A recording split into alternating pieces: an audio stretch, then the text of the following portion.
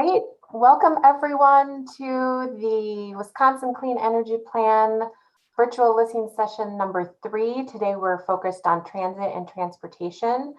I do want to mention to everyone that we are streaming live today, and I'm looking forward to listening to your comments and ideas and priorities a little later. Before we get started in that section, what I'd like to do is quickly go over the Clean Energy Plan, give you a little background on that. For those who have already attended the last 2 listening sessions, I apologize for the repetitive nature of this presentation, but it's important that everyone's up to speed and that everyone understands why we're doing this and how we hope to get it done. Next slide.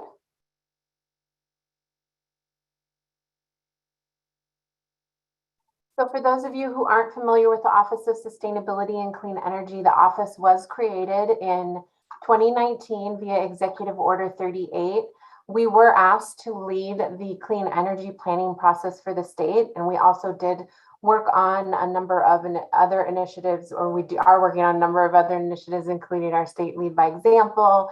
You may have seen in the news recently about a grant that was given to the state for electric vehicle planning. We are involved in that as well. So we really are working hard to create planning programs and policy around climate change and transitioning to a clean energy economy. We also serve as a hub and spoke to not only our agencies, but also stakeholders, and connecting people to energy related efforts.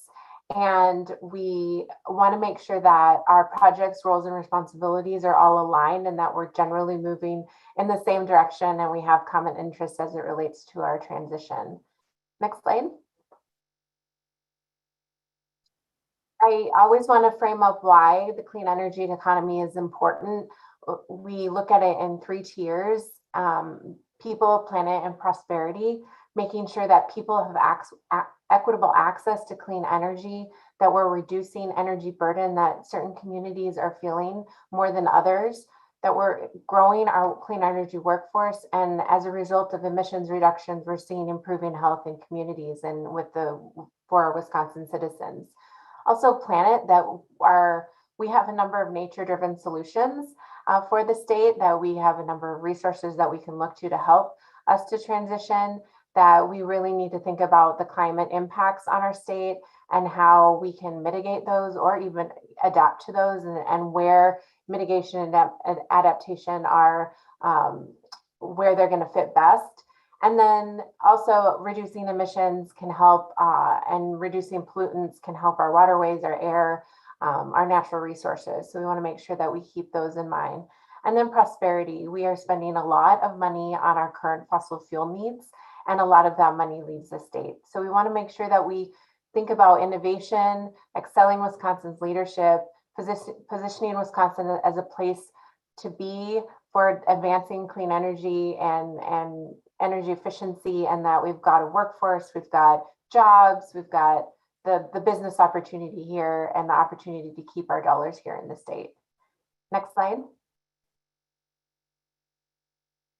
The one thing we want to talk about is we can't continue to operate as business as usual. So the cost of inaction is a heavy weight to bear, and we're trying to transition from business as usual and reducing these costs of inaction. So one is climate impacts. We've seen extreme weather events, extreme heat, lack of resilience in our infrastructure, and that needs to change. And so we keep that in mind as we think about the strategies that we'd like to move forward with. Also, health impacts. We know that emissions tend to hit communities that are in transportation corridors, who are near manufacturing facilities, high emitting manufacturing facilities, or energy generation facilities. And these tend to be Black and Brown communities, Indigenous communities, and persons of color communities. So we generally refer that to as BIPOC communities. And as I had mentioned before, we're spending a lot on our fossil fuel needs. We are a net energy importer. Only 9% of our energy right now. It may actually be increasing as we see more deployment of renewables, but as of 2017, 2018, we're at 9% renewables, which means the rest is still fossil fuels for our energy needs. So that money that we spend, majority of that leaves the state, which is a deficit of $14.4 billion. And so we want to look to Wisconsin and figure out what can we do to, one, decrease demand for our energy and keep our dollars here, and then also transition to something that we can generate here in the state. And then we have a lot of opportunities for many more good paying jobs. And so as the demand for clean energy continues to grow and innovation continues to grow and innovative technology begin to be deployed, there are great opportunities for expanded workforce. Next slide. So we've been thinking about our transition to a clean energy economy and addressing climate change through various planning efforts. And many of you might be aware of the Governor's Task Force on Climate Change, which was an executive order that established that task force, Executive Order 52. And the task force was really created to advise and assist the governor on developing strategies to mitigate and adapt to the effects of climate change that benefit all Wisconsin communities. And the Office of Sustainability and Clean Energy worked with this task force to help identify different climate solutions and help to organize their work and get a report out on the streets December of last year. I can't believe it's almost been a year since that report was released. But within that report, there are 55 climate solutions, including energy, transportation, education, food system, industry, covering 9 sectors and 3 policy pathways. And then there's some tier 2 recommendations that were included in there that did not necessarily reach consensus, but it was important that that the task force included those recommendations as possible additional avenues to address climate change. Next slide. So after what we've done is we've taken a number of planning processes and looking at the Clean Energy Plan as a comprehensive multi-sector, multi-resource opportunity.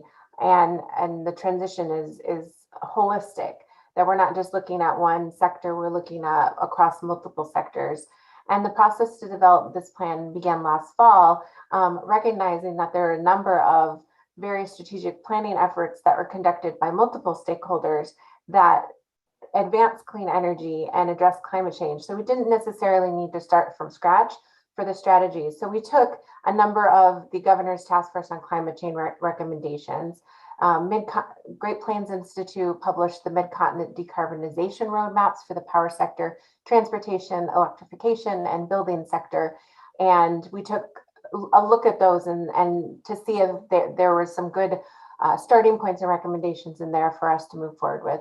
Also, the Wisconsin Energy Distribution and Technology Initiative and the U.S. Climate Alliance strategies. We are one of 26 states that are part of the U.S. Climate Alliance, looking to reduce our contribution to global emissions and global greenhouse gas emissions. So taking that into consideration, those planning efforts really help to set a stage for some strategies and help to open up the conversation and start thinking about what we can be doing for the state and for the region.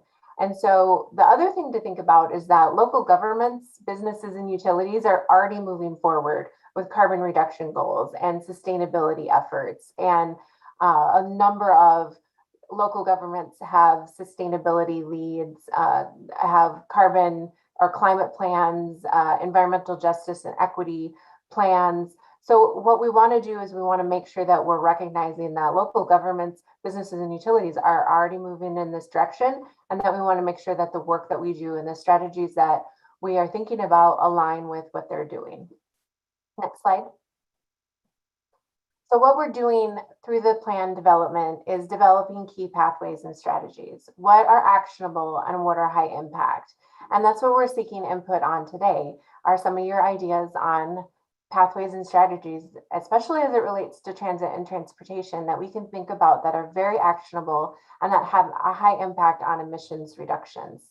We also want to focus, we have a goal of 100% carbon-free electricity consumed by 2050. And then we have another goal of related to the Paris Climate Accord that we want to see economy-wide targets of greenhouse gas emission reductions by 50 to 52% below 2005 levels in 2030. So we have those strong goals that we're trying to reach. And so those high impact and actionable items are very important because 2030 will be here before you know it. I always say that I have an 8-year-old and that time flew by. And if you think about it, that's really only 8 to 9 years from now. So we really got to get going and think of what we can be doing now and not waiting anymore. Because again, you look at the cost of inaction, we can't exacerbate those issues that are already out there, and we want to make sure that we're addressing climate change and our emissions right away. So we're thinking about multiple pathways to implementation: executive action, agency action, budget, legislation. We are taking everything into consideration. So everything's on the table right now to try to figure out how we're going to get this done. Next slide. We also have overarching priorities that are weaved throughout the plan. So we want to make sure that as we're thinking about strategies, we want to think about how do we prioritize environmental justice and equitable economic development within the strategies. Environmental justice, ensuring that communities are able to have meaningful involvement in the policies and programs, and equitable economic development, ensuring that all people and all businesses have equitable access to the benefits of economic development. And so we want to make sure that we're keeping those aligned with all of the strategies. So when you think about when you're proposing your priorities and your ideas, keep that in mind too. And if you have thoughts on how that might address your strategy or idea might address environmental justice or equitable economic development, that would be really helpful. And also fast tracking workforce development and just transition, making sure that Wisconsin can take advantage of the jobs that may come from a transition, and then accelerating lead by example. And I'm just going to jump back to just transition too. We also want to make sure that we are reliant on fossil fuels, and we are still reliant on natural gas and coal. And so as we start to transition away from coal, for example, coal generation, there are jobs within those communities, coal generation facilities that will need to be transitioned. So we need to be thinking about those folks, and then thinking about, electrification of transportation. We have a whole fossil fuel system and infrastructure, and how do we transition people out of those jobs into good family pay supporting jobs that help support the transition from fossil fuel over to clean energy. And then back to lead by example. Lead by example is that the state has this great opportunity. State agencies have a great opportunity to look within our own, how do we operate our vehicles? How do we procure goods? How do we, use energy, and like where are the opportunities within the state government to be able to lead by example, and not just tell you all out there, hey, you need to be doing this, but we are contributing as a state as well. Next slide. So in addition to the emissions reductions objectives, we want to reduce the disproportionate impacts of energy generation use on low income and communities of colors, and make sure that they're prioritized and receiving economic and health benefits, maximize the creation of clean energy jobs, economic development. We know that there could potentially be a fair amount of federal funding coming, and that we're prepared for that, and that we get to retain energy investment dollars here in the state and leverage those dollars coming from the federal government. Next slide. We want to continue to keep in mind the reliability and affordability of the energy system, that we want to make sure that you all have energy and that it continues to be affordable as we think about the transition to renewables, or promoting energy efficiency, or whatever we may be moving forward to ensure that we have reliable and affordable energy. And strengthening our workforce and building out the training and education opportunities, and then protecting our human and environmental health by reducing pollution from fossil fuels. Next slide. So today we're talking about transit and transportation, and just some quick facts and quick ideas about strategies that can reduce these emissions. So the transportation sector in Wisconsin is the second largest share of greenhouse gas emissions for the state. So it's really important that we think about reducing emissions in this sector, and that's 24% in 2017. And it's been it hasn't gone up or down too much over the last few years, but it's still a really substantial amount of emissions, and that a majority of our transportation related emissions are from petroleum. And so we need to think about what that means and how we can transition away from petroleum to cleaner burning fuels or zero emission fuels. And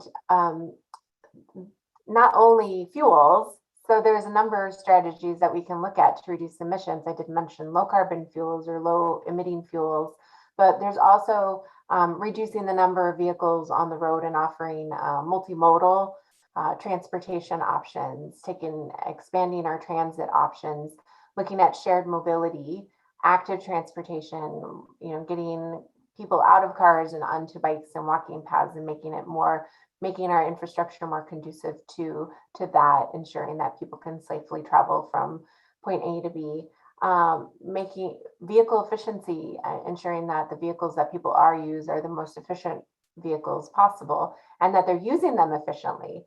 And electrification is a hot topic right now. Transportation electrification is a big deal. Vehicles and infrastructure. I should have added grid on here too, because we also have to think about the transition of petroleum over to electric, and can the grid handle this transition from the transportation system over to the electric power sector. Environmental justice, equitable access to mobility options, making sure there's also equitable access to vehicles and infrastructure, and thinking about the locations of where we're citing clean fuels, who we're targeting for education and outreach efforts, looking at maybe particular communities or transportation corridors. So there's the environmental justice aspects, and then workforce development, thinking about the jobs that transition from fossil fuels, supporting those jobs, as well as new jobs that can come out of new technology, and the operation and maintenance. So I think we have a lot of opportunity here in the transportation sector, and there's a lot of different strategies that we can look at to lower emissions. So these are just some of the ideas of things that we could look to and are interested in exploring as part of the clean energy plan. Next slide. So with this, I'm going to transition to the listening session, and I'll stay in this room. It's not going to be like other listening sessions where we do breakout rooms. So we're all going to stay here, and you can comment on any issue related to transit and transportation. If you do want to comment on, environmental justice, workforce, some of those issues as well, you're welcome to. And what we'd like is our ideas of public policies, ideas of programs, success stories at the local level, success stories in other states. What are we missing? What should we prioritize? Things like that. Happy to hear what your thoughts are. We are recording this. Again, this is live, and we're here to listen. And I may ask some clarifying questions, but one thing I do want to emphasize to you is that there have been questions on what's the purpose of the listening sessions, and really the listening sessions are to hear from you and to take this back to the administration, to the governor's office, to lieutenant governor, to the cabinet secretaries, to the staff that I'm working with across the agencies, and say this is what Wisconsin businesses, citizens are interested in. And and would like us to prioritize. So the administration is listening. And I do know that there are a number of staff from the agencies on today. They will not be speaking or anything, but just know that there are agency staff listening as well. So just encourage you to provide your ideas and comments. And we also have an online form to submit comments, which I will share with you at the end of the session. But with that, can we go to the next slide?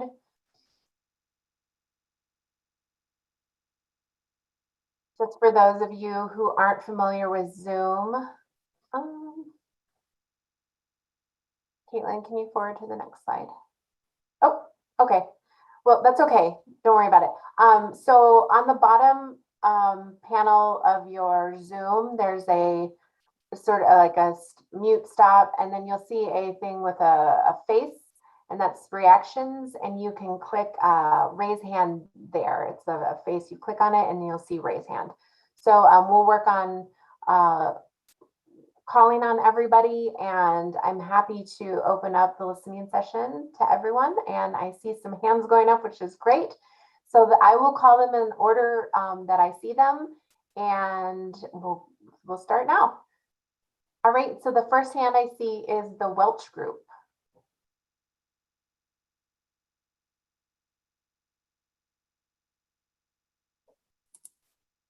Hello, Maria, and hello, everybody. Oh, I don't This is hear you. Bob Welch.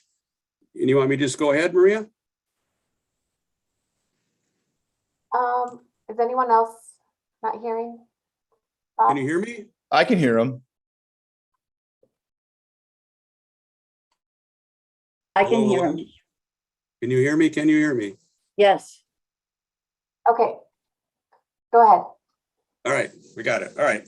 Well, thank you for this opportunity. I'm Bob Welch. I'm here on behalf of the Wisconsin Biofuels Association, which represents Wisconsin ethanol and biodiesel plants. And I think also I can say that I'm here on behalf of the Wisconsin Corn Growers Association, who work very closely with us. We are here to make sure that the Clean Energy Plan dealing with transportation takes into account the full value of Wisconsin's homegrown and home-produced biofuels. We produce enough biofuels in Wisconsin right now to put about 26%, maybe more now after COVID, into every tank that runs in the state. We don't do it that much, so we don't use that much, so we export a lot of it, but there's an untapped potential here in the state to use more biofuels. Ethanol produces somewhere between 40 and 60% reduction in greenhouse gases compared to gasoline. That number continues to rise every year. Oil gets dirtier because it's harder to get. Ethanol gets cleaner because it's a relatively new technology and we continue to improve it. Same thing is going on with biodiesel, which is something like an 84% reduction in greenhouse gas compared to regular diesel. And that is also getting cleaner as technology advances there as well. We just want to make sure that any policies that are adopted by the state, whether it's the executive branch or through legislation, is technology neutral and does full life cycle analysis of the various technologies. A lot of people are they're just in love with electricity and electric vehicles and think that's just the answer, because everyone imagines that every electric vehicle is being powered by a solar panel, but we know that that's a very, very, very small percentage. And right now, most electric vehicles are being powered by coal and natural gas. And that doesn't make them bad. It just means we have to account for that properly. Also, as the number of electric vehicles increases, it's going to be harder and harder to source the raw materials that go into batteries. There's not a huge, well-developed supply chain on that. And as that develops, that life cycle analysis could change for the better, but could change for the worse. And that's something that will need to be analyzed. And EVs in cold weather, I don't think the full life cycle analysis has been done on that too. Batteries, as you all know, don't last as long when it's cold out and you have to run your heat in your car or you'll freeze to death as you're driving. So that adds to the load on that battery as well. Whereas we have, many years of experience with the internal combustion engine and how that all works in cold and hot weather. So we want to make sure we do the proper analysis. And right now we have E10 in almost every gallon of gas. We have E15 coming on and we're promoting that, and that's getting there. E15 right now is competitive with peak load electricity for electric vehicles. There is a bill in Congress, and there's a lot of efforts going on for what's called a high octane future, where we will be using something like 25 or 30% ethanol or some other combination of fuel in order to come up with a higher octane blend, which should increase the miles per gallon of vehicles and also use more of the lower carbon ethanol. We also have E85 being used right now. We need more flex fuel vehicles to use it in, but under every scenario I've ever seen analyzed, E85 is better for carbon than electric vehicles, even under the best scenario. So we have alternatives that we want to offer. We want to make sure the state of Wisconsin is looking at these alternatives. We want to make sure the state of Wisconsin, because we grow corn and we make ethanol and biodiesel here, should emphasize those alternatives, because we don't mine coal and we don't drill for oil in Wisconsin, and we don't have natural gas in Wisconsin. And that right now is what is powering electric vehicles and will be for many years to come. So we're not against electric vehicles. We just want to make sure that the plan, Maria, takes into account biofuels and that we are properly taken care of when it comes to how the plan is implemented. Thank you. Thank you, Bob. All right, next we have Bruce Rowitz. Hello, my name is Bruce, and I am a pathologist, and I live in Marshfield, Wisconsin. And I wanted to very briefly make a comment about air pollution, and would like consideration of air pollution and understanding a little bit about how it works to be included.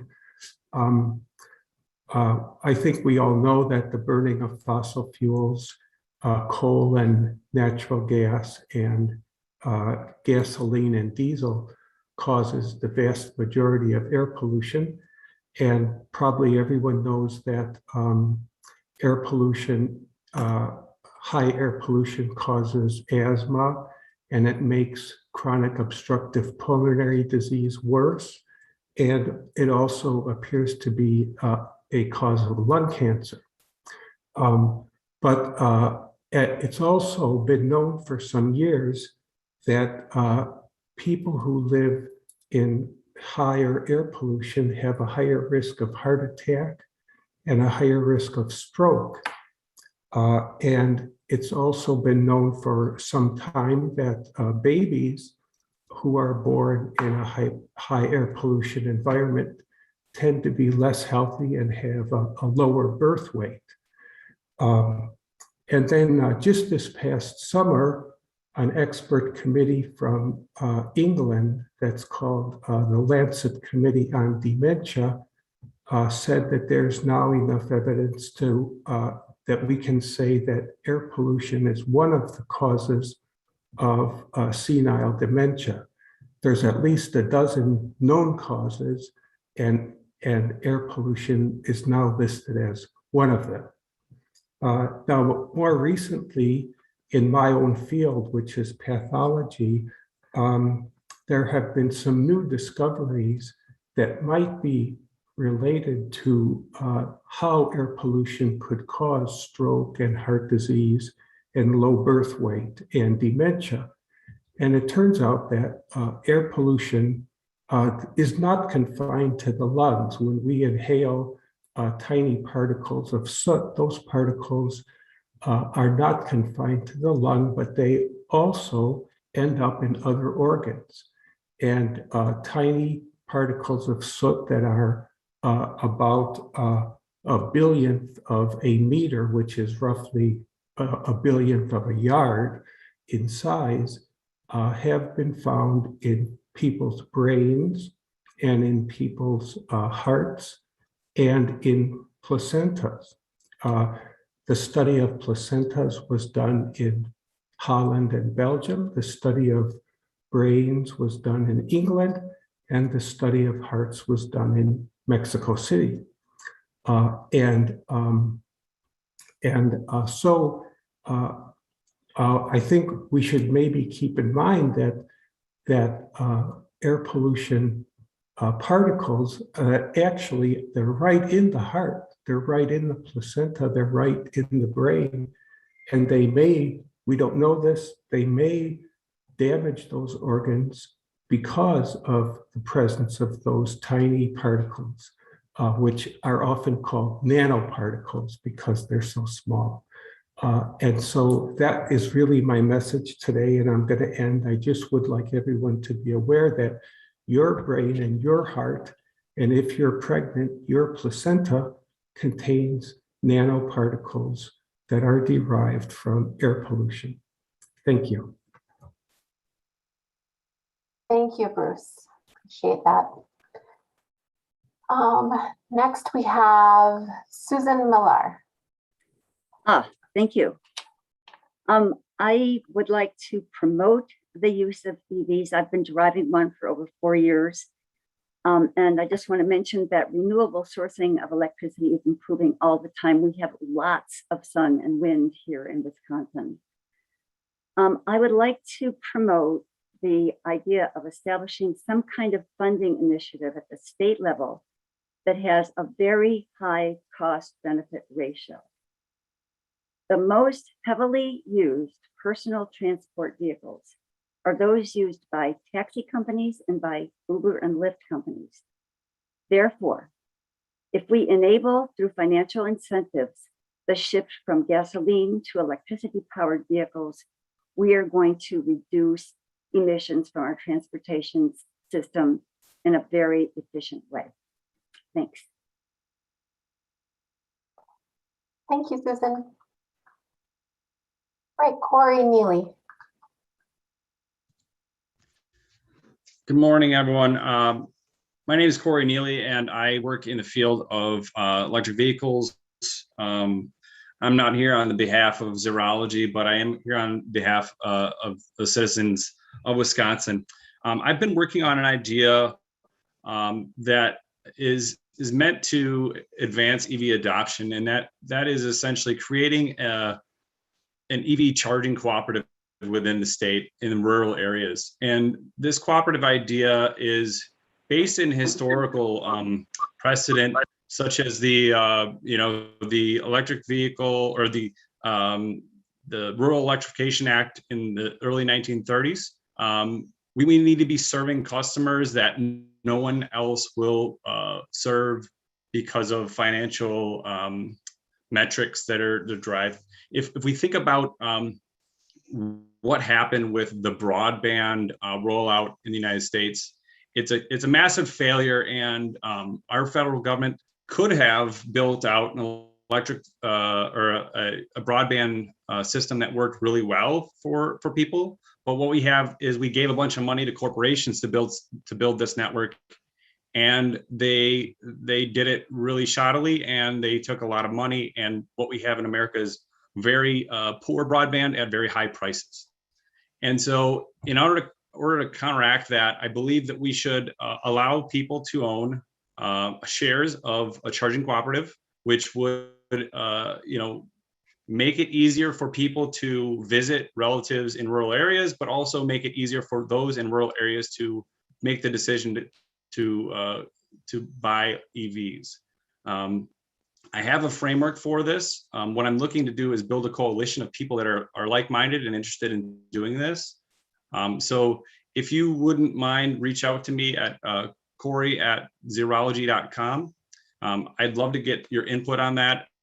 My goal here is to offer low-cost charging at the price of electricity. And so by doing this, we can, essentially create a better charging system that works for everyone and not just for those that live in cities and along the interstate corridors. So that's all I have to say today. Thank you, Cory. Next we have Dale Olin. Hi, thank you. Just a couple of things. One is that I would hope that you all would consider the transportation options for senior citizens in the Milwaukee area, especially in the cold and the snowy weather. You know, seniors are probably not going to get onto a little two-wheel electric scooter in the winter, nor many other people, nor are we going to get onto bicycles in the winter time. So what is there some way of encouraging whatever R&D groups are out there to try to create alternatives for senior citizens who don't want to drive their cars or these little kind of dangerous things for them as a way of getting from here to there, other than taking public transportation, which isn't always an option. So that's one thing. The second thing that I would like to encourage is that this planning group somehow works with or pushes the efforts to create alternatives to the use of concrete in our roads and highways and byways. That's such a heavy source of carbon emitted into the atmosphere that there have to be other, non-porous kinds of solutions, not asphalt, those kinds of things that tend to hold in the heat and all of that.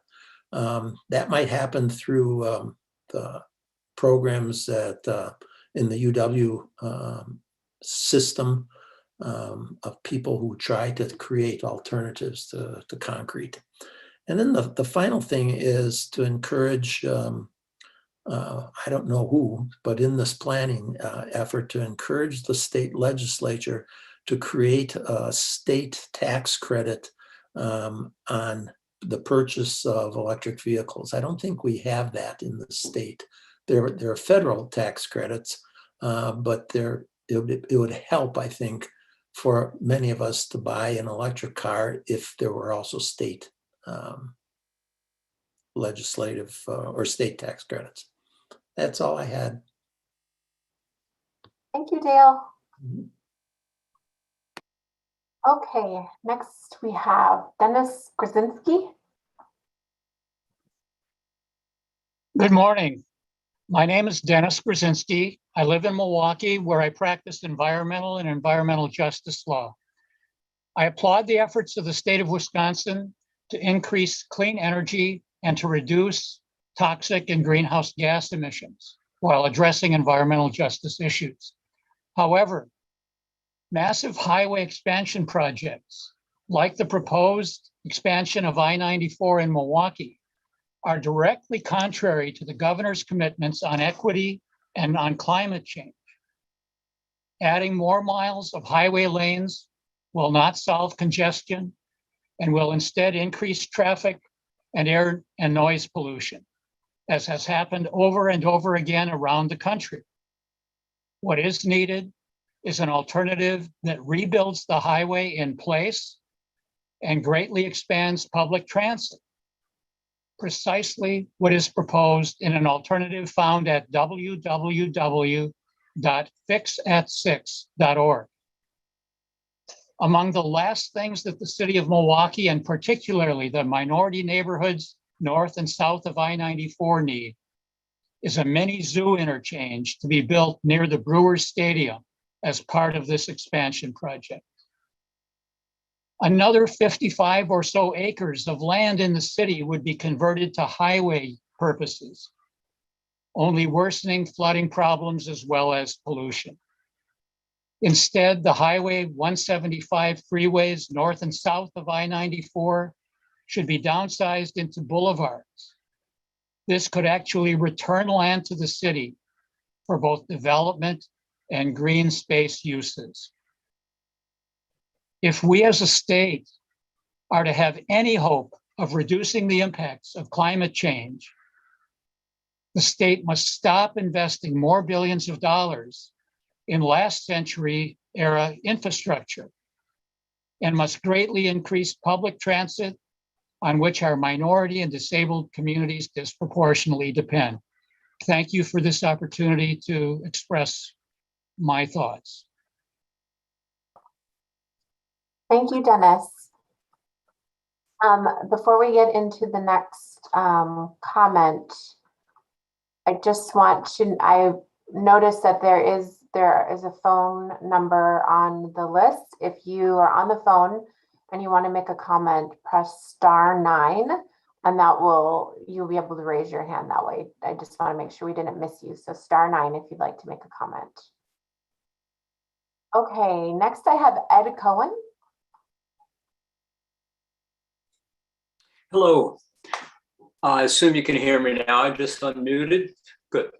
Anyway, the prior caller who was just talking about the Milwaukee expansion of I-94 spoke very eloquently. So the only thing I'll say related to that is that I echo those sentiments that although I'm a very strong supporter of the Evers administration and the policies and plans that were elucidated at the beginning of the call, I think that expansion is contrary to the goals laid out in the climate change framework and the clean energy framework. In particular, they're counterproductive for the minority communities and the low-income communities that are prioritized in this program for greater equity. Let me give you an example of a contrast. In fact, one of the questions early on the slide was, so one of the options for speaking about things was about talking about other places that have been successful at creating some of these programs. Well, I grew up in the Bronx in New York City, moved out to Wisconsin in 1976. During that time when I was growing up in New York, I and my friends would all take buses, trains, subways, all over to get around, whether it be to sporting events, to work, to whatever, school, whatever you're doing. Public transportation was the go-to option before we were eligible to drive, even after we had driver's licenses. My parents used public transportation to get to work. Currently, 3 million people a day ride the New York City subway system. So 3 million people, as opposed to driving cars around. Milwaukee in particular is really sorely lacking in public transportation that reaches out into areas where many low-income people and people of color in particular live, let alone the other large cities and small towns and cities in Wisconsin have very poor public transportation. So I think the money for I-94 corridor would be much better allocated towards public transportation, energy efficient public transportation, of course, clean energy transportation all around the state. So that's one thing in particular I wanted to mention. One other thing quickly is I imagine you, as well as many people on the call, are familiar with the Color of Justice report that was just released recently. Just to highlight the major finding in that report was that Wisconsin, as it was 10 years ago, is still #1 as the worst place in the country for incarcerating Black people, Black men in particular, but Black people overall. So one thing that would clearly help that, besides criminal justice reform, is to really work on transitioning people who are coming out of the criminal justice system or who are shunted out of the criminal justice system prior to sentencing or during the sentencing process. Those things would be critical, and people could be helped out without going into the criminal justice system itself or as an alternative to incarceration. Clearly, they could be put into programs such as the old style CCC program, Civilian Conservation Corps, could be a Clean Energy Conservation Corps or Job Corps. I know the Biden administration has talked about in their infrastructure plans, but Wisconsin could have its own program on that model where people, low-income people without any kind of criminal justice difficulties or people that are in the criminal justice system can be given an alternative to be involved in a program like that, where they could work on road building, they could work on public transportation development, broadband development, energy conservation in terms of homes programs, so that they would learn skills, number one. It would be an alternative to being in the criminal justice system itself. And number three, if they were guaranteed a job upon leaving that program, then they would become tax-paying citizens, productive citizens, and it would help rebuild our communities. So it'd be an excellent program on a federal level, but Wisconsin doesn't have to wait for it to be initiated on a federal level. Wisconsin could start that on its own, and it would make huge differences in terms of equity, in terms of equality, in terms of changing the horror of the criminal justice system in Wisconsin that exists for people of color and Black men in particular. An example, a positive example of a mentorship type program was in the building of the Fiserv Forum, where a certain number of jobs that were given for that project were for people of the lower income community, the minority income community in Milwaukee. And that type of model in terms of a statewide program could be initiated so that people, again, had access to jobs upon leaving, but they could do that by being mentored, by being supported, by being promoted by people who were in the corporate community who could promise a job, who could deliver on a job upon leaving that program. So that'd be a perfect model for reentry. So that's what I wanted to talk about. And hopefully those types of programs, as well as the other programs that have been discussed today and in the previous Zooms, could be initiated to, again, change the horror of the criminal justice system and to improve equity in our community. Thanks a bunch. Thank you, Ed. You're welcome. All right, so next on our list, we have John B. Hello, Maria and everybody. Thank you for the opportunity. I'm John Becker. I chair the first county level climate action plan work group in the state of Wisconsin, and the second one in the entire United States that was community wide. I also chaired the subsequent air emissions inventory work group for the county, which created the first county level climate emissions inventory in the entire country. And pleased to see you focusing on transportation.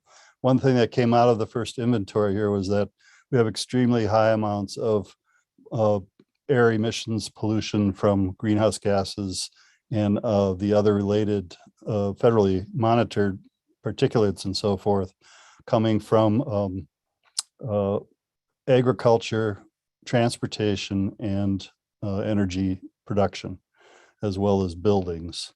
So that was a bit of a surprise. Of course, now we're all aware transportation is pulled into first place for emissions as we clean up some of the other sectors. The point I'd like to make today is that we need to look at transportation, as our county and state work groups pointed out on many occasions, as a problem that's related to land use. And our group recommended a statewide purchase of urban footprint so that municipalities would have the software that's being used in other municipalities and states to do the land use planning that will lead to conservation of energy. And so California's vision process, which is trying to help their municipalities reach their climate goals by 2030, provided the software. It's an open platform for urban footprint by Calthorpe Analytics to all the municipalities that have a high population. In Wisconsin, we could do that for $1 million, provide that software to the 29 most populous counties in the state, covering 85% of our population. Then people run scenarios with the software with their local planners with help from the Calthorpe group. And they see what kind of savings they can get on a household level, as well as municipal net revenues what kind of increases they can see. They're actually quite enormous. Transportation is the second largest cost per household in the United States on average at $9,000 per year. So it's only behind your payments for mortgage or rent.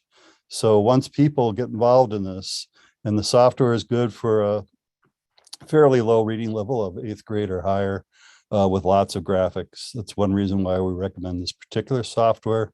I'm not a paid spokesman. I don't make any money off of this. I'm a volunteer, but this software is a lot better than anything else out there on the market right now. It will provide a way to unify planning in the state. Even if it's on a municipal level, we'd still have sort of a ad hoc statewide level approach because everybody would be using the same language and tool. So I've encouraged in our group, the Capital Region Advocacy Network for Environmental Sustainability has been meeting with state legislators for over 7 years, trying to get the $1 million to fund this licensing in the first year of operations and all the data input. After that, it would be a modest cost to keep it running. And this seems to be the perfect time. If the governor is about to put $100 million in federal funding out to help combat the current situation's problems and to help us prepare for the future, this $1 million would go a long way to helping us end the profligate sprawl and waste of resources that we're seeing now with greenfield development. I'll add that recently we've seen a lot of people making the very good point that food production will drop with climate disruption worldwide, 20 to 30%. Wisconsin may have to step up with food production in ways that we aren't doing right now, while also protecting our environment. So I'm very aware that, and I've been asking over and over again that the state do a siting protocol study as has been done elsewhere for wind and solar so that we're not taking away prime soils, that we're prioritizing our urbanized areas for rooftop installations and also non-farming areas for the wind installations. This is a process of getting all the stakeholders together at the same table. It's been done in places like San Fernando Valley in California very successfully. The farmers, the communities, the laborers, communities at risk, business, wilderness advocates, they come together and they define which areas should be used for siting renewable power. And of course, we have the offshore potential here in Lake Michigan and Lake Superior for wind as well. And here we are trying to save the $14 billion that we're currently exporting for fossil fuels. And yet there's been little talk about siting this wind and solar within the state. Instead, we're letting outside companies decide that it's going to be in Iowa, requiring huge amounts of transmission facilities. And that means our money's flowing there. Or we have solar companies based in Illinois, for instance, doing solar fields here in Wisconsin, paying a very high dollar and driving up land prices here in Dane County. That's very important because we're growing fast and the county is in competition to preserve urban open space with these newly valuable lands. There's a lot of incentives for municipalities and farmers to take the step of putting productive farmland into wind fields and farm fields at this point, into solar fields. And some of that is going to be necessary, but we should first figure out how little of it we need to do by figuring out how much we can do in our already urbanized areas. Continuing on, Presley and Markey have introduced their bill again to fund direct grants to states and municipalities for fare-free transit pilots. If you want to increase the change of mode from car driving to buses, this is one of the biggest ways to do it, is to introduce fare-free transit. And we've been trying mightily in the Dane County area to get our Madison Metro to go in that direction. It seems like a no-brainer, but there's actually resistance from within the city government. It's a fair amount of their revenue stream. And they're worried that if they have fare-free transit, the ridership will go way up. It has in many other places: Albuquerque, New Mexico, Olympia, Washington, Kansas City, LA Metro. They're all switching to fare-free transit. It produces a fair system for mobility. So it's directly, Maria, related to these concerns that you have and the state climate task force had about equity. And yet we're not doing it here in Madison. We could. There actually is a staff study out where they came out and said we don't want to, we're taking a stance against fare free transit. One of their major concerns is there'd be so much ridership, they'd have to add capacity. This just seems foolish. So I'd like to say if the state has federal funds to give out, and we can't get traction at the federal government level for this infrastructure investment, this would be the fare free transit pilot programs. The state would well be, I think, invested to provide funds directly to municipalities for instituting fare free transit pilots. By the way, violence against drivers dropped to 0 in LA as soon as they had fare free transit. This is a huge matter for driver retention and recruitment, because most of the interactions with customers that are negative come around fare collection. And worldwide, the studies have shown that dropping fare collection leads to a far more happy bus driver cohort. So there's a lot of really good reasons. I'll stop there with those. I'd like to go into some general points about where we're at now with this, so it's a little beyond transportation and transit. When we did our countywide plan, we recommended using a net negative carbon as a goal. And there are sectors that could do that. Most of you have heard IBM has decided they're going to not only go carbon neutral by 2040, they're going to go carbon negative and eliminate all their historical emissions. They're going to offset those. That's what the country needs. That's what the world needs now. And there's no reason why Wisconsin's plan shouldn't be net negative for many of our sectors. And that includes the utility sector and the transportation. And the point is that we're not really going to solve the climate process, but at least do our part the best we can, unless we go net negative. Wisconsin can do this. We're a fairly wealthy state. We can actually offset our historical emissions since the industrial era and do our part for the world. That's what's equitable for the rest of the populations that have less wealth than Wisconsin.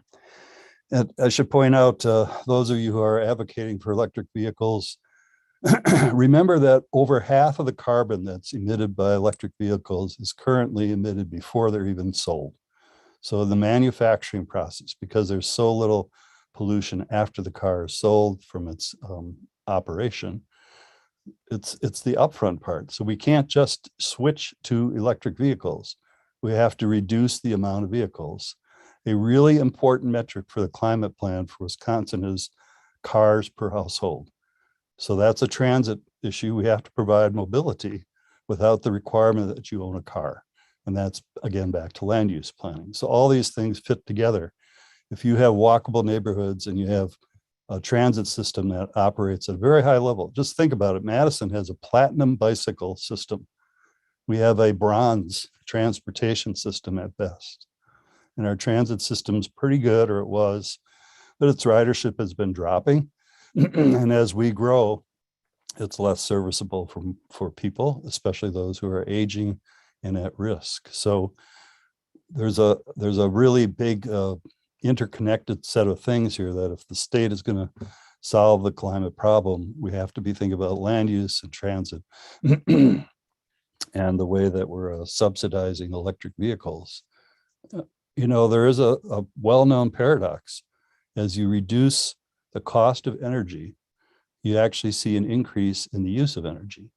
So we have to be careful that we don't go too far down the electric road and the affordability road that we're actually undermining our overall goals. So that's the last bit of important stuff I would like to say on this topic. I'd add that I'm a little surprised the state is not incentivizing the private sector to pursue internal carbon fees. You know, it's a problem getting a carbon tax passed at the government level. It might happen, but also it's going to be too slow and not enough. But there is a way for companies and universities, by the way, to institute internal carbon fees. And from what I've heard talking with the Chamber of Commerce in Madison area and with the Greater Madison, well, it's called Madison Regional Economic Partnership, or MADREP, we have corporations that would be willing to lead on this. They need to be trained.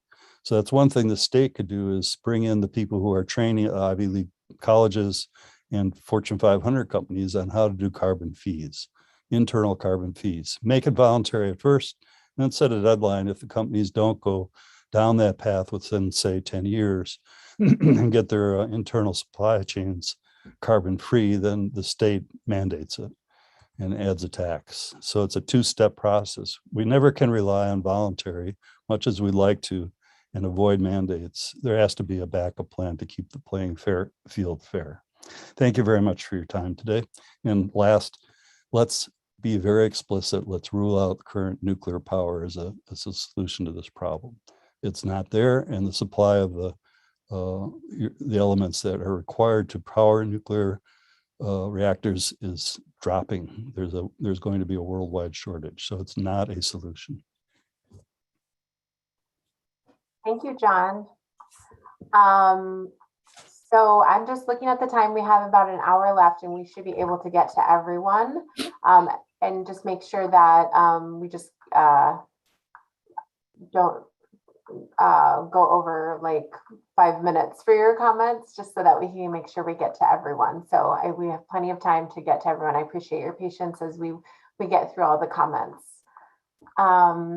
Let's see here. Next, we have Mike Putnam. Thank you. I'll try to move along quickly. First, let's be very blunt about this. If we're going to address climate chaos, we need to reduce energy consumption. Two, you talked about vehicle efficiency. I'd like you to bear in mind what's called Javin's paradox. I'll give you a quick example of this. When during the 1970s, when U.S. oil production peaked and went into decline, there was an oil boycott by OPEC, and gas availability fell in the United States. That was an impetus for people to buy more fuel-efficient cars, but their total consumption of gasoline didn't decrease. Instead, what they did was they drove more miles. Secondly, the globally, renewables have been add-ons to our total energy consumption and have not replaced fossil fuels in any meaningful way. So I raise a couple questions. Will electric cars raise prices for electricity prices for more important other uses? And two, will Wisconsin require a quid pro quo reduction in fossil fuels for the increased electricity generated by so-called renewables? Our so-called free market system has failed to address climate change, and we need to do something to spur to reduce energy consumption. One possibility is a carbon tax. Perhaps coupled with that is the idea of rationing energy for private vehicles. And I bring this up as it would help ensure a floor of energy availability for the poor. And the way this might work is that we would calculate the amount of energy, both fossil and so-called renewable, for vehicles that can be consumed without worsening the climate. Take that amount and divide it equally by the number of adults in Wisconsin, and then set up an exchange whereby conservers can sell their unused quota to the guzzlers and let demand set the price. Also allow conservers to retire their unused portion if they so choose, to further reduce ecological costs of private transportation. Secondly, I would suggest that we don't build any more new roads, Department of Transportation. For example, there's a one-to-one correspondence for each ton of concrete that's laid down. There's about a ton of greenhouse gas emissions emitted, and our state doesn't do anything to offset those emissions from road building. Secondly, roads will become stranded assets because of declining fossil fuels, and fossil fuels have a high energy density. Renewables have a low energy density, and we're not going to fully replace the amount of energy we consume from fossil fuels with renewable energy. And so those roads will become a stranded asset. And instead, I'd like to actually see some of our streets be closed and converted to other uses: bike lanes, pedestrian paths, playgrounds, gardens, urban forestry, and I'm sure you can add many other suggestions. Thank you for taking my comments. Thank you. Thank you, Mike. Next, we have Molly Collins. Hi, thank you. Good afternoon. My name is Molly Collins, and I'm the American Lung Association's Advocacy Director for Wisconsin. I'd like to start by thanking Governor Evers for his leadership in entering into the Regional Electric Vehicle Midwest Coalition. It's wonderful to hear that we're going to be coordinating with other states to accelerate zero emission transportation. And we hope that this action jumpstarts clean air efforts. The American Lung Association supports state, local, regional, and national policies that will drive the deployment of the cleanest and most fuel-efficient energy resources and technologies. The rapid shift away from combustion to zero emission is critical to securing clean air and healthier communities. This is especially true in lower income communities and communities of color, which too often bear disproportionate health burdens due to increased pollution exposures from freeways, warehouses, or other freight hubs. This data is borne out in Wisconsin in our 2021 State of the Air report, which revealed that Milwaukee, Ozaukee, Racine, and Kenosha counties received failing grades for air quality. Reducing transportation emissions will move us toward a healthier future and work towards environmental justice. The American Lung Association also supports Wisconsin adopting the most stringent tailpipe emission standards and fuel economy standards, like California's, to reduce conventional air pollution and greenhouse gas emissions. We support initiatives by all levels of government to reduce our dependence on the automobile while expanding access to local goods, services, and employment and improving public health. This includes support for increased and equitable access to public transit, as other folks have mentioned, pedestrian-friendly community development, and expanded opportunities for walking and biking that are needed to support reductions in vehicle miles traveled. Transportation needs will be different for urban, suburban, and rural areas, but all communities can implement healthier transportation and land use strategies to reduce vehicle dependence. We also must provide incentives and investments to advance the infrastructure needed for the widespread deployment of zero emission vehicles, including transit and school buses. The American Lung Association estimates Wisconsin could generate approximately $835 million in annual public health benefits through widespread electrification. We support accelerated fleet turnover to reach the goal of fully electric public fleets and zero emission infrastructure, including in all public buildings and garages. Our school buses should be changed over to electric vehicles with no tailpipe exhaust, so they don't emit air pollution that harms children's health on their way to school or sports or field trips. Moving away from old, dirty diesel engines to electric vehicles will help Wisconsin breathe cleaner air. We encourage you to incorporate the implementation of zero emission vehicle and truck standards and investments in public transportation and infrastructure to support electric vehicles into the clean energy plan. Thanks for your consideration.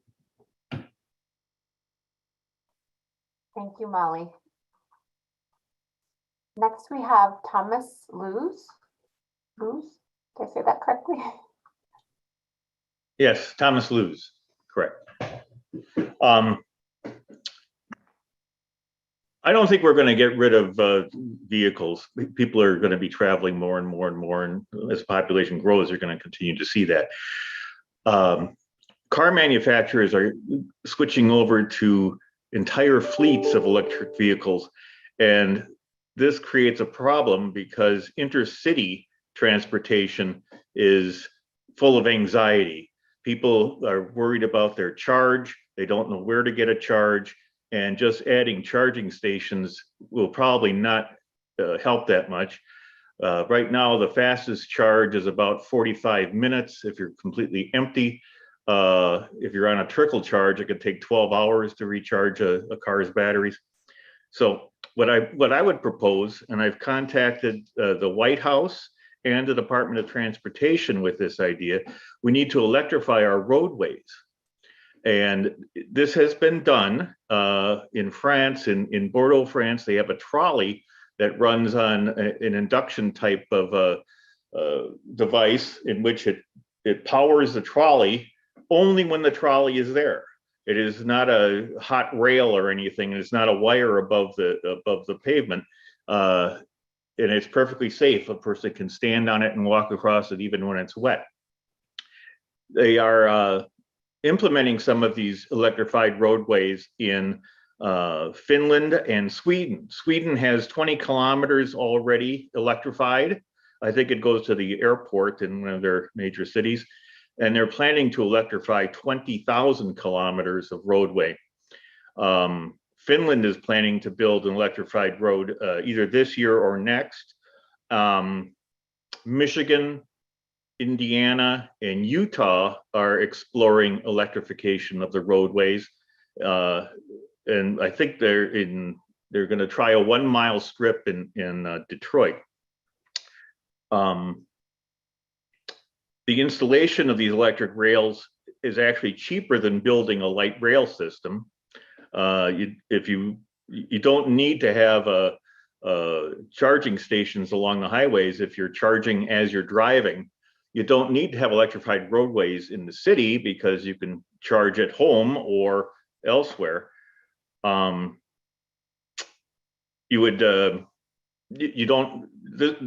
Not all the lanes of travel need to be electrified at first, although ultimately you could.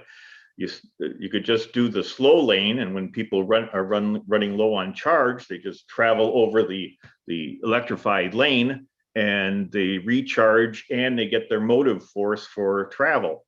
Once they're fully charged, they can leave that lane, no problem. Trucks could be using the same type of electric roadway. Now, this could be powered by windmills and solar arrays placed on the median of the highways and the public easements around the roadways. Also, if you add solar panels to every new roof, which I think they're doing in California now, making that a mandate, and even east and west solar arrays are important because we use most of our energy first thing in the morning and in the evening. The way to pay for this, I think, would be through automatic tolls, just like they do in the freeway to Illinois, the iPass system. The gas tax is going to disappear because if we're shifting over to electric cars, we're not going to be able to maintain our highways with gasoline tax money, and we'll have to get it some other way. And everybody using the roads would have to pay for the maintenance of the roads. And if you use it more, you pay more, and you pay your toll automatically. You could electrify the city streets and have tolls on city streets as well, for that matter. But again, this would take a long time. It's a big investment, but it avoids the long lines at the charging stations that we're going to be seeing.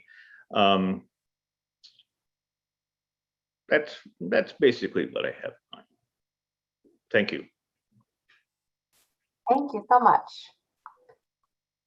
Okay, our next person is Kathy VM. Thank you very much. My name's Kathy. I live in La Crosse. I agree with what others have said. I'm just going to run through my list quickly. I believe that the state needs to do much more to support active transportation, public transportation, and bike ped. And I would start with what the existing bus routes are in our state, looking at them and figuring out, I'm sure a computer program could do this, how to tweak the routes so that the route from B to C doesn't leave before the route from A to B gets there. In other words, you don't have to stay overnight in a midpoint because the other bus has already left. So that's one. Two, I would prioritize connecting hub cities, which might be places with universities, with direct routes between them. I live in La Crosse. There's no direct public transportation to Eau Claire, another university city 90 miles north of here. That's crazy. If you connect those hubs, then you could use smaller EVs to circulate around the rural areas to get people to those hubs and have a connected system. 3, ensure bike infrastructure is modern. The DOT really needs to bring itself into the current century so that cities can provide modern, safe, accessible for all ages and abilities bike infrastructure that is connected to other public transportation. And 4, the state needs to do much better to support city public transportation. I agree with lower or free fares, but if you're on the bus to nowhere, it doesn't do any good. Many cities have bus service that doesn't run on Sundays, or it doesn't run in the evenings, or it doesn't go where their workplace is. So I feel that needs to improve. And the second of my suggestions is use fewer cars and use cars less. So reward employers to do parking cash outs or do whatever they can to reduce the number of single occupant vehicle commuters. Do some kind of state-supported community car sharing. So I'm not talking about a business, but so people who live in an apartment building or who live in a neighborhood can share a vehicle, and that would mean updating insurance and maybe providing a state-supported online portal and how-to support, and use cars less. So right now, for example, high schools and colleges send students all over the countryside to play sports. That's a lot of emissions. And, we are beyond code red for humanity with the latest emissions report, global emissions report. So I feel like we have to really say, what do we need to do via transportation and what don't we need to do, and start ending what we don't need to do or changing it so students can still play football, but they don't have to drive 250 miles to do it. And last, dump I-94 expansion. Thank you.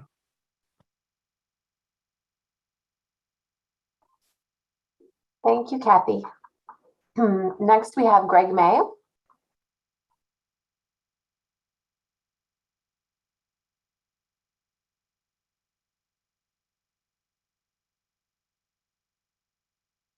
Oh. Okay, can you hear me?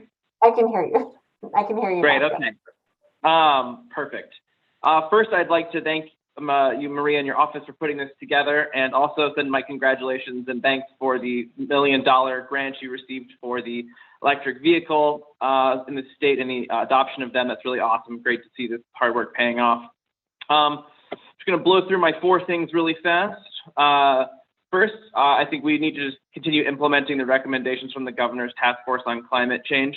A lot of those recommendations around transportation, particularly walking, biking, and transit, are in pretty solid shape and give the state a direction to move forward. So just kind of keep working on those.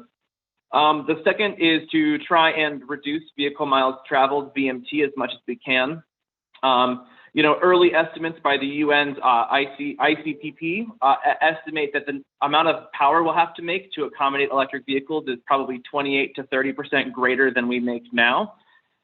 So as we transition to electric vehicles and renewable energy, we'll actually have to make 30% more power unless we do work to reduce vehicle miles traveled in this state. So quite literally, every person that we can get out to walk, bike, or take transit is maybe one less solar panel or one less wind turbine we'll have to build to accommodate that transition to electric vehicles. So just kind of recognizing the connection between our energy sector and our transportation sector, and that we can kind of collaboratively work in that space.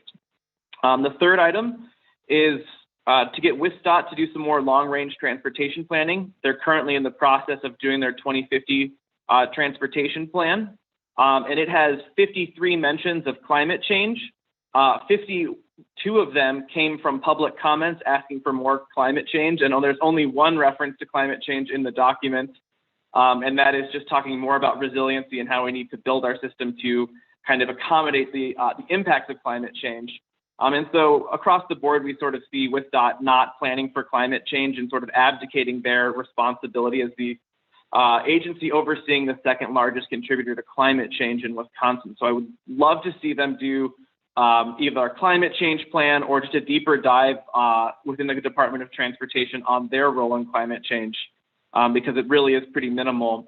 You know, even their environmental programs page doesn't mention the word climate change. So there's a lot of work that needs to be done there. And they're currently doing their long range transportation plan. So it'd be a great time to jump in.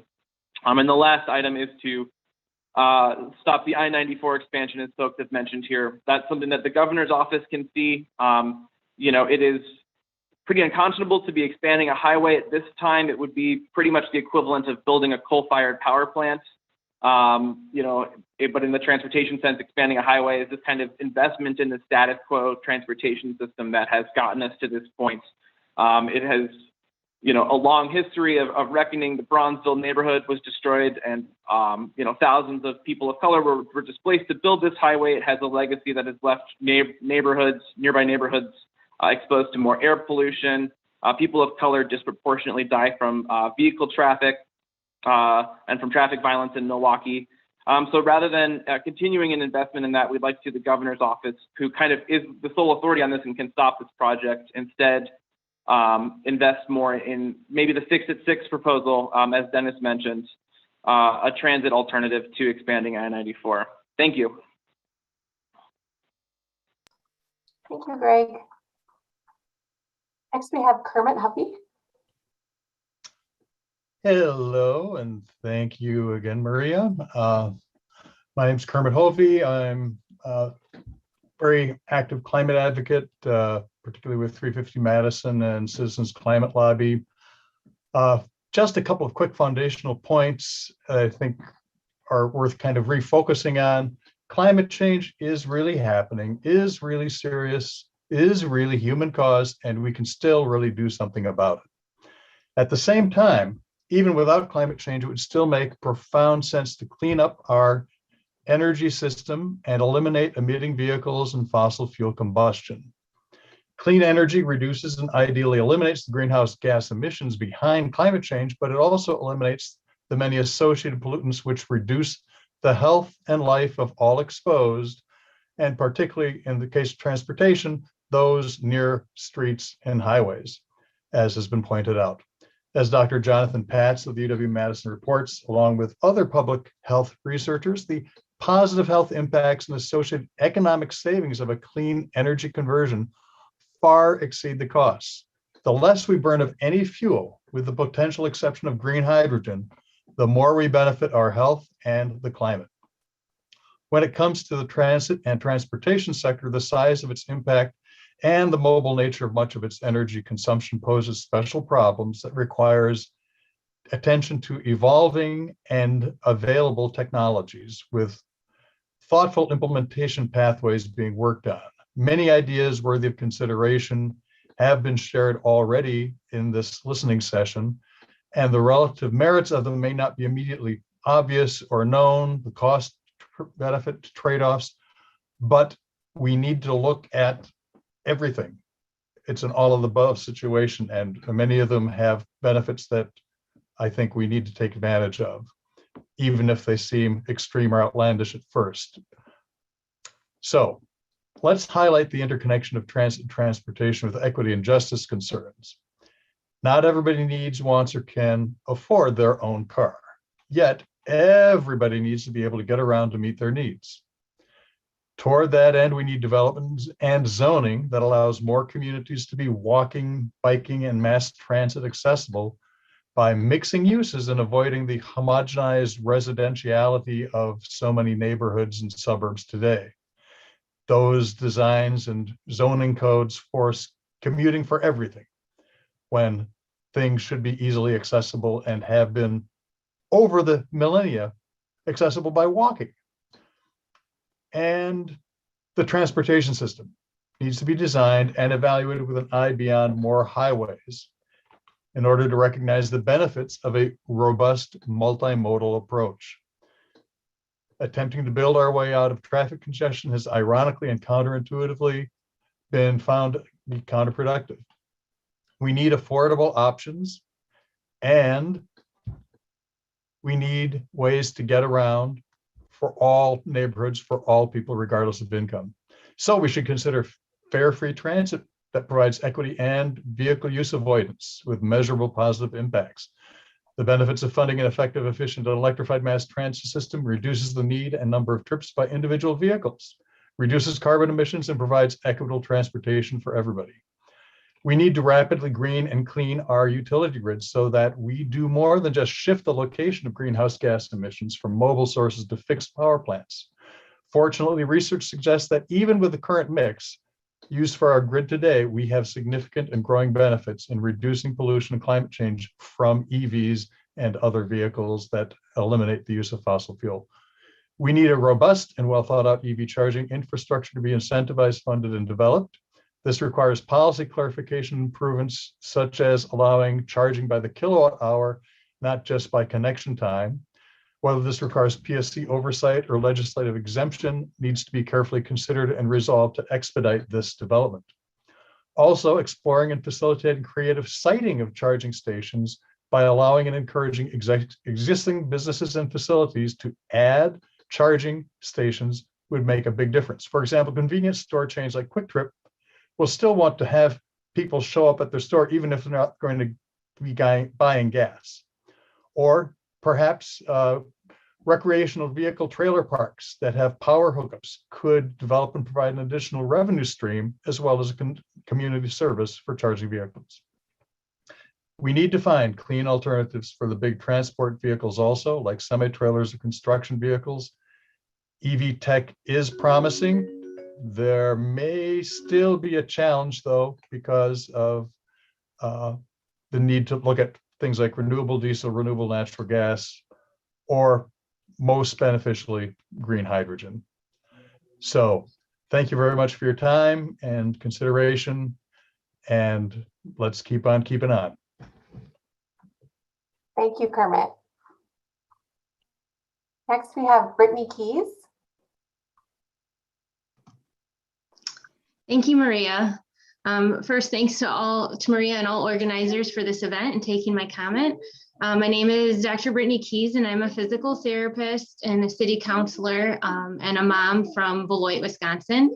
And my comments here are representative of myself as an individual. So as we look at climate solutions, we all know that investments in transit and transportation will be a critical component of this complex puzzle.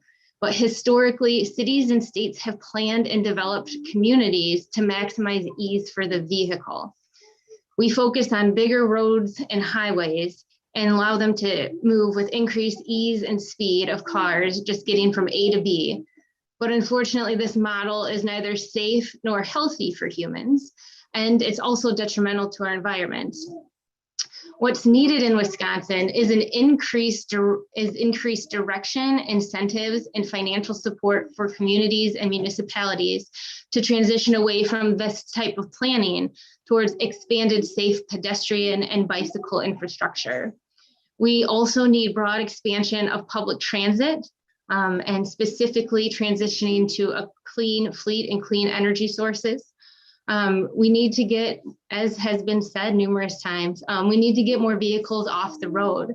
And to do that, we need to make sure that people have safe and reliable ways to get to their destinations. As a locally elected official, one of the biggest challenges in making these broad changes in infrastructure is expense and funding. And in order for individual communities to make these investments in a timely fashion that's needed, we will need smooth support, or it will need support from the state and federal level. We also need to remove barriers and expand public transportation because it is, as mentioned before, inadequate with lacking service at night and on weekends. And one of these solutions has previously been mentioned of offering free transit options. But again, this comes with a high price tag. So communities need support and assistance with removing these financial barriers to better serve residents and get more vehicles off the street. We also need to explore opportunities to collaborate with other communities. So Beloit being the southern most part of the state, but looking how we can collaborate to have mass transit options between communities in Wisconsin and even beyond. The needed shift in transportation norms is significant, but embracing these changes will have a much smaller price tag than the cost of inaction, both in the form of dollars and lives. A 2021 report from the Wisconsin Health Professionals from Climate Action, Medical Society Consortium on Health and Climate, and National Resource Defense Council concluded that the health cost of air pollution and climate change alone far exceeds $800 billion per year. And it's expected to become even more expensive as the climate crisis progresses. So a strong investment in clean public transit and strengthening support to local governments in transitioning our infrastructure will be more than worth the investment. And finally, I just want to say I appreciate your clarification of the purpose of this listening session, as I participated in several with the governor's task force, because as we all know, we're living in the decade of action, and we are all looking for and needing that implementation and that policy in order to achieve the meaningful reduction in carbon emissions. And so with that, I thank you for my time. Thank you, Brittany. Next, we have Megan Severson. Great. Can you hear me okay? Okay, great. Well, hi, thank you so much for the opportunity to be here. My name is Megan Severson. I'm the State Director for Wisconsin Environment. And we have members and supporters across the state who want clean air and a healthy climate. I'm coming to you from Madison along the Beltline and the Southwest Commuter Bicycle Corridor. And really just want to thank you for the chance to share these comments and for all your work to develop the state's clean energy plan and to lead Wisconsin to a renewable energy future. I wanted to share our top 3 priorities for reducing emissions from the transportation sector that we hope you'll also prioritize in the clean energy plan. As you mentioned, Maria, at the beginning of the session here, transportation is the 2nd largest contributor to global warming emissions in Wisconsin. It's the largest nationwide, and the majority of these emissions come from everyday cars and trucks. As others have mentioned, we also know that personal vehicles emit toxic air pollution, which harms our health and has an especially large impact on vulnerable people in our communities. So we just can't adequately tackle climate change without changing how Wisconsinites get around. That's why we're calling on the state of Wisconsin to especially reduce emissions from transportation on 3 fronts. So 1, we're calling for all new cars sold after 2035 to be electric, and we're urging policymakers to do this through a few things. Set requirements that phase out fossil fuel powered vehicles and adopt EV mandates like California's zero emission vehicle program. Make EVs cheaper to buy and own through tax credits and other incentives, and expand and improve on EV charging infrastructure. So like others, I also want to applaud you and Governor Evers and your team for joining other Midwestern states to create the Regional Electric Vehicle Midwest Coalition, which will build out this network of EV chargers across the region.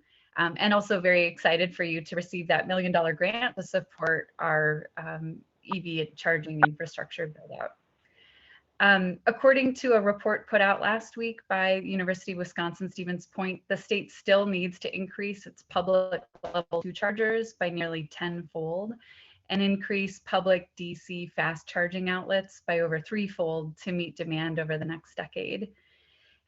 Although 80% of current EV drivers primarily charge at home, about 1/3 of Wisconsinites are renters who don't have reliable charging access. So as a result, fewer renters are going electric, which is why the public charging stations are so important. So on the EV and EV charging front, just encourage the state to continue to push for the expansion of charging infrastructure, push for the incentives to make the cars more affordable, and also help the communities to access federal funds to purchase charging. And moving into my next topic, the number 2, we know that EVs won't reduce our transportation emissions alone.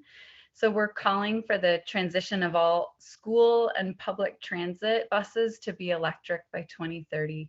To get there, we're asking local, state, and regional officials to replace these diesel-powered school buses and transit buses with clean electric buses. So hoping the clean energy plan would include some sort of support for local transit officials and operators to learn about the technology, the feasibility for their community, and funding options and opportunities for making the switch to electric buses.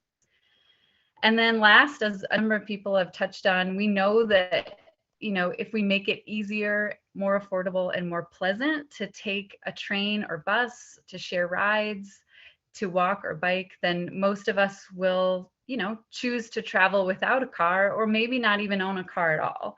So our goal is to double the number of people who travel on foot, bike, or public transit by 2030. And we think that for Wisconsin to prioritize infrastructure investments that reduce vehicle miles traveled and invest instead in more access to public transit, walking and biking, the state would not only reduce carbon pollution, but it'll also make it easier and more pleasant for all Wisconsinites to get around. This also means fixing, not expanding or proliferating our highway and road systems. So we would also like to see the I-94 expansion rejected, like fix the road, but instead let's use the dollars, tax, you know, state and federal dollars to make travel more accessible and equitable for all Wisconsinites. And I guess the last thing I'll just share is we'd be happy to help give examples from other states as you're building out the clean energy plan on the transportation section. Thank you so much. Okay, next we have Gloria.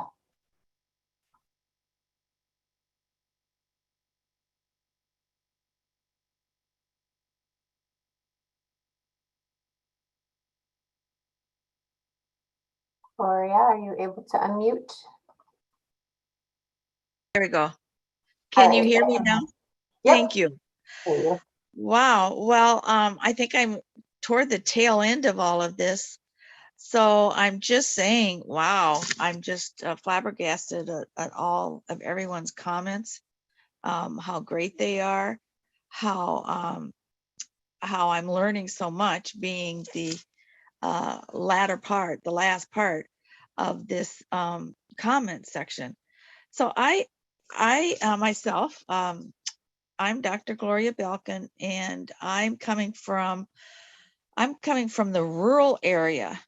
So for me, to do a lot of walking and biking takes quite a few miles. So mine, you know, it's just a little bit tougher for me to go that route. But I have purchased, my husband and I have purchased an electric car. And that has just been really, really great. There is some of these EV charging stations, like the one in southwestern Wisconsin has been helpful. Our vocational school here in Fenimore, they have offered, now they have an EV charging station. So Reedstown has an EV charging station. So I'm saying that there are more charging stations actually in the rural area that allows people like me to go ahead and purchase a electric car. And the thing that kind of bothers me is the fact that when I'm purchasing a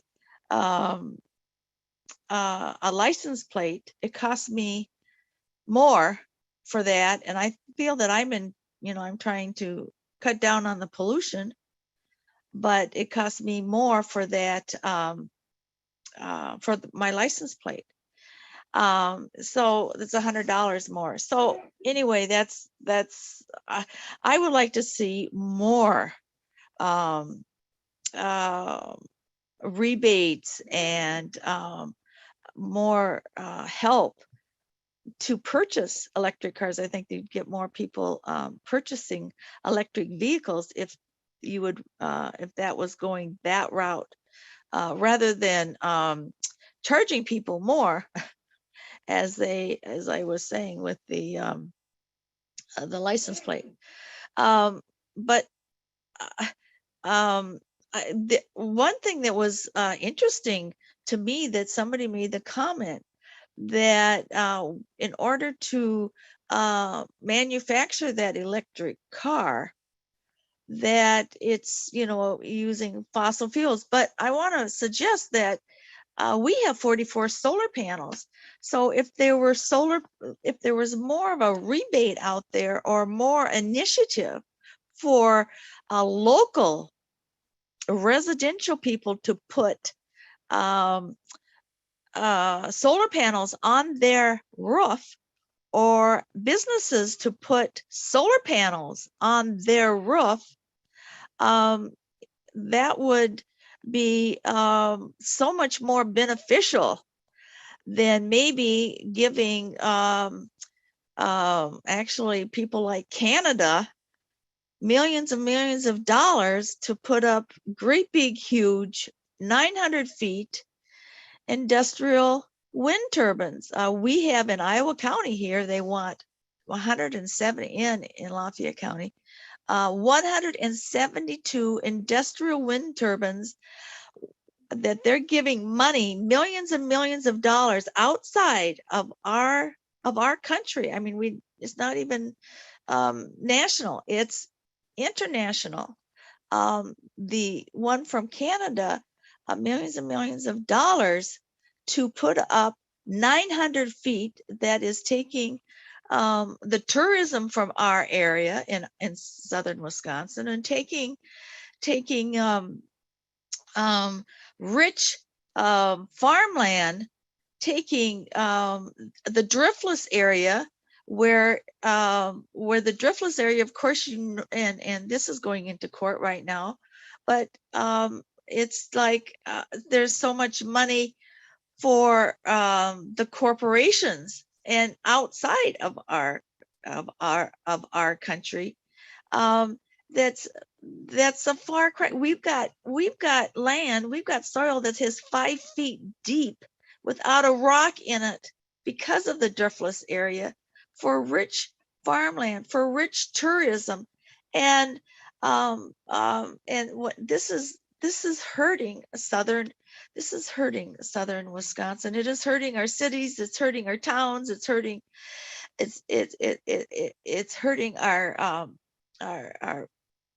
our people in our south. We won't want to be here if it's all energy with great big huge industrial wind turbines of 900 feet tall. If we have and not only that, if we have these great big Cardinal Hickory Creek, which is a big 90 miles that they want to put through southern Wisconsin, which we don't need any more electricity. We have enough electricity here. We don't need, it's electricity coming from nowhere and going to nowhere. So we just don't need it. So southern Wisconsin, southwest Wisconsin, southern Wisconsin, we need you guys' help. We need people to say, hey, look, we don't want this. We need to have legislation and to stop this. So we're just crying for help. We have many people here are just crying for help. And but there's so much money that is being floating around, not for the average Joe Blow or the average person, not for the average residential person that wants to put solar panels on their roof, or businesses that want to put solar panels on their businesses. I mean, we produce we have 44 solar panels. We produce 4 times more electricity than we actually need. You could have 2 or 3 solar panels and it can do all the electricity for your whole house. We need initiatives there. So please go back and tell the governor hey, we need initiatives for solar panels. We don't need great big, huge industrial wind turbines of 900 feet tall that is going to, and then the health of these are terrible. This gentleman in the beginning, the pathologist, was talking about health problems with heart attacks and heart palpitations, and also with headaches and migraines, and killing the cell of these infrasounds that is produced by these industrial wind turbines.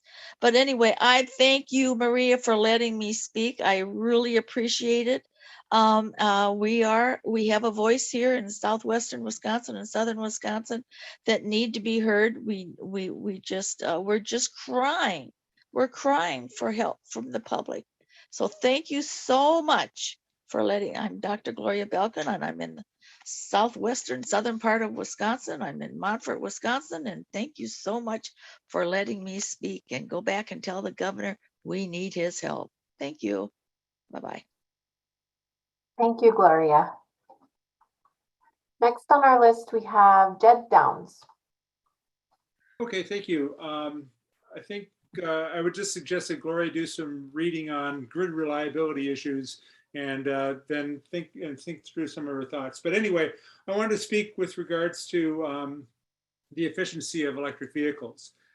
Basically, a gas-powered vehicle or diesel-powered vehicle is only about 20% efficient in taking the energy that it uses and converting it into mechanical kinetic energy to move the car down the road. Whereas electric vehicles are about 72% efficient. This includes assumptions of a 90% efficiency in terms of battery storage and an 80% efficiency in terms of using electricity to be able to create the kinetic energy needed to move down the road.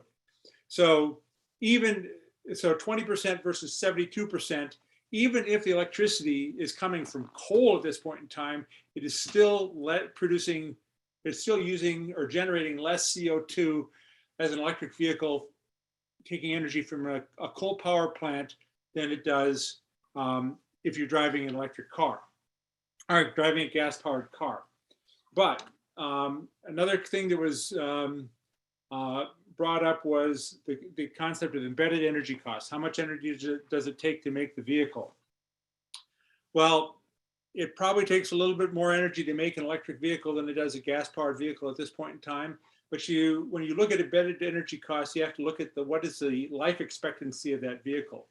And at this point in time, because electric vehicles have far fewer moving parts than gas vehicles, they're expected to last typically on average probably 500,000 miles or more. And that may require that they replace a battery at some point along the way. But over time, the embedded energy costs and the costs used are going to be much more efficient than it is for gas-powered vehicles. I wanted to make a comment with regards to the use of biofuels, biomass, and at this point in time, the United States generates 6,700 million tons of CO2. In terms of raw materials that it uses, including fossil fuels, biomass, metal ores, non-metallic ores, it uses 6,544,000 million tons of material on an annual basis. So we generate more CO2 than all of what we take in for our manufacturing processes throughout the country.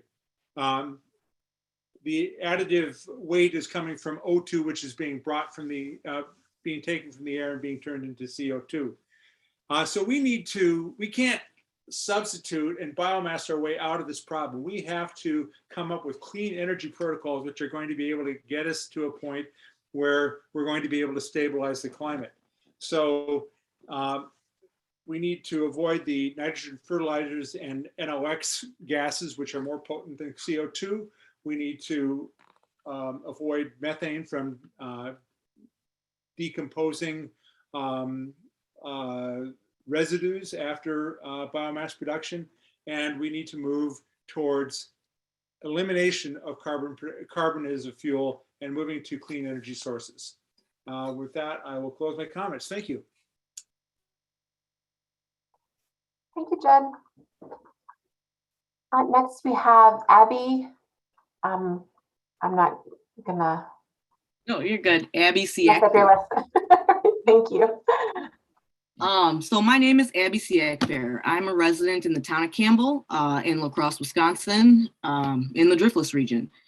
I'm talking today as a resident of the town of Campbell who has recently been told that they have contaminated water due to PFAS. This forever chemical has integrated our water supply, and the people of the town of Campbell, specifically around me, need your help. What I come and I ask for help because at the beginning of this call, there was a guy from the Welch group who came and he said, "Oh yeah, oh corn is good, oh biodiesel, oh biodiesel is good, oh battery's bad," and then threw out a bunch of statistics. But like, he said he was speaking on behalf of the people of Wisconsin. I am a minority. I am a lesbian. I am a veteran. I am a female. In every aspect of the word, I am marginalized. And I moved here in 2015, and I've been discriminated against on every single one of those fronts. So I am here as a concerned citizen of those low income, of those marginalized communities, saying, you know what? If you look at the participants of this call right now, the guy from the Welch group talked and left. He doesn't care about you. All he cares about is listening to himself talk and then leaving. And that's what I'm finding out is a lot of legislators in Wisconsin, that's the trend, where the person with the most money that talks the loudest gets the attention. Well, I'm here, Abby Siak, telling you that we need attention. I live in the town of Campbell on French Island.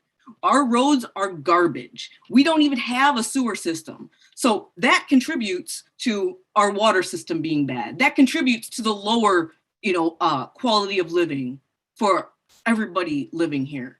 And 30% of the residents in the town of Campbell are retired. So living on a fixed income, they don't have the opportunity and the privilege that I have right now to beg to you to help them.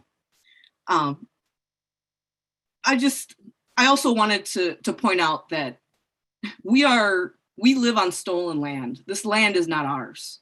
Living in La Crosse, we live on land that was stolen from the Ho-Chunk community. So we really need to take a look at ourselves and the policies that we enact to make sure that we're giving respect back to this land that is stolen.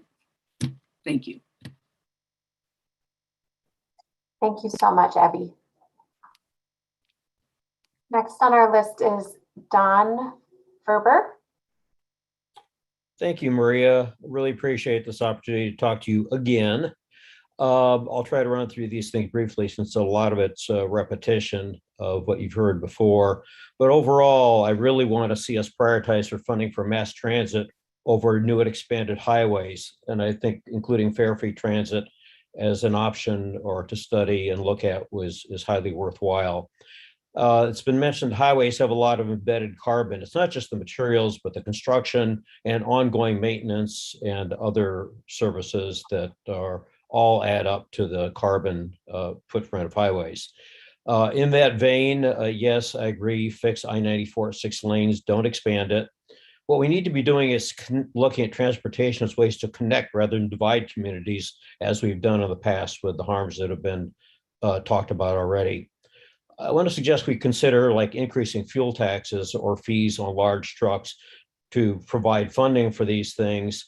We need entities to pay their full way. It includes EVs use highways too. So, everything needs to pay their way in terms of what's being done here. So overall, though, we need to move towards ending the use of the internal combustion engines, especially in school buses where there's a lot of harm being done to school kids. And part of that, we could use more support for intercity rail and buses. Remember when there used to be good intercity bus systems, and we don't have a lot of that anymore. It's much more limited. Another way to do this also is to encourage car and ride sharing, somewhat in vein with what Cory mentioned a while back, to find ways to do this to encourage people to have less need for their own individual vehicles. Something I mentioned previously in another session was about building compact communities that are also walkable and bikeable and support mass transit. It's also an equity and access issue, but we do need good comprehensive and regional planning, and with complete streets to keep in mind the growing use of e-bikes and other added support that's needed for that. I happen to be in Iowa at the moment, and I'm watching these subdivisions go up here where there is basically no way in the future to even support mass transit out here. And I see that in Wisconsin too. And it really needs to, we are driving the need for individual vehicles. We really need smart growth, or we're going to keep accentuating the problem we have right now. So overall, the aim should be to limit the need for individual vehicles. And the one other thing is to consider smart grids, because as we grow in the use of EVs of all sorts, where we can use it to feed power back to the grid, provide reliability, and avoid duplication of storage necessity. Thank you very much, Maria. Thank you, Don. Those are all the hands on my list. I do want to offer, if we do have one phone number here, ending digits 4896, if you wanted to make a comment, I'm happy to open it up to you.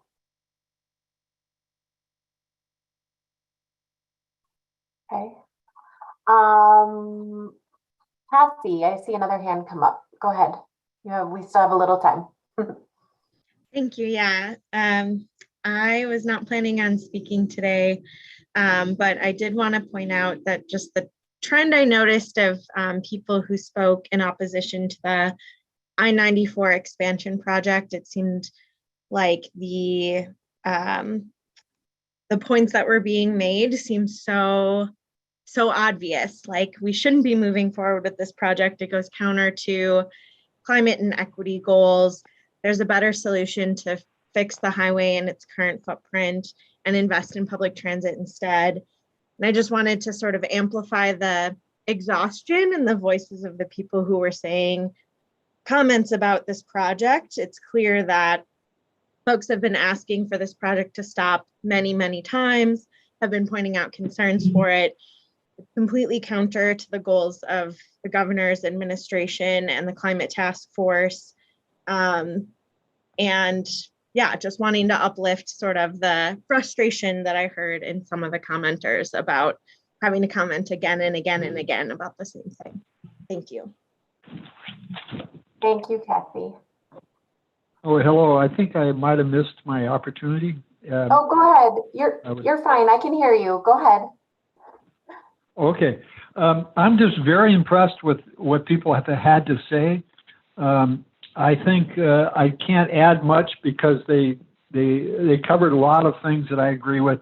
I think a lot of times we have to think about walking more, bicycling more. It'd be good for the health. The health of the country is pretty pathetic, which is really a reason for a lot of our COVID.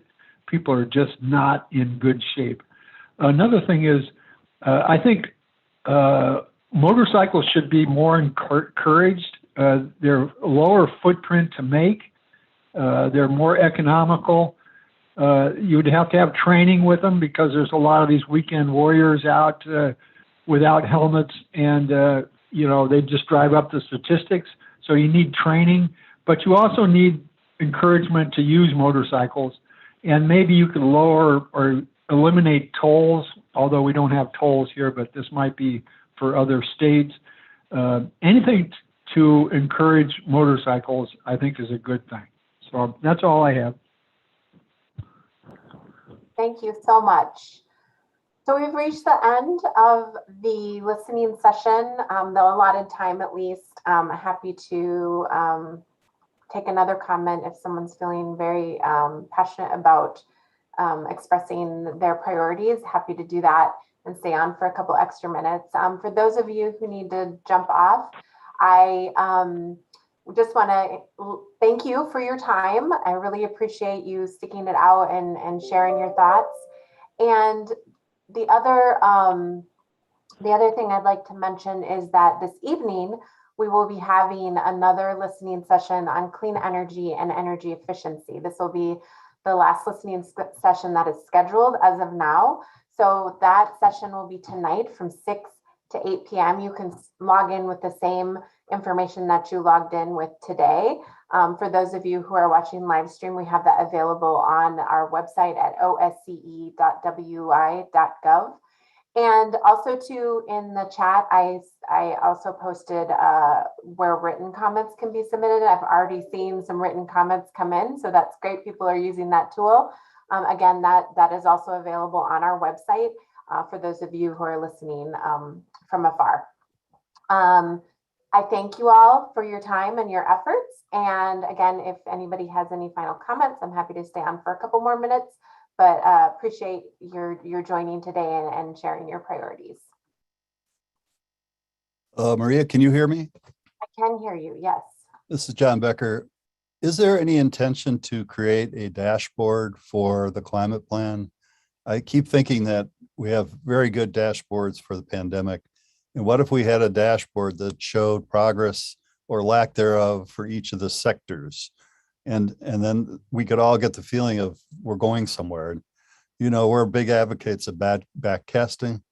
So if we're going to set 2050 or whatever as zero, you know, how do we get there? Each year we should be seeing upfront big increments and then smaller ones as we get closer to the goal. But nobody can feel good about passing this problem on to the coming generation. So I hope there's some idea that we'll soon have a dashboard up that shows, for instance, the utility sector, how far along. They've promised us here in Dane County they could go to zero carbon by 2030 if it wasn't for their poor investments in the past. And I think we need to hold them to that. I think so. That's just one example.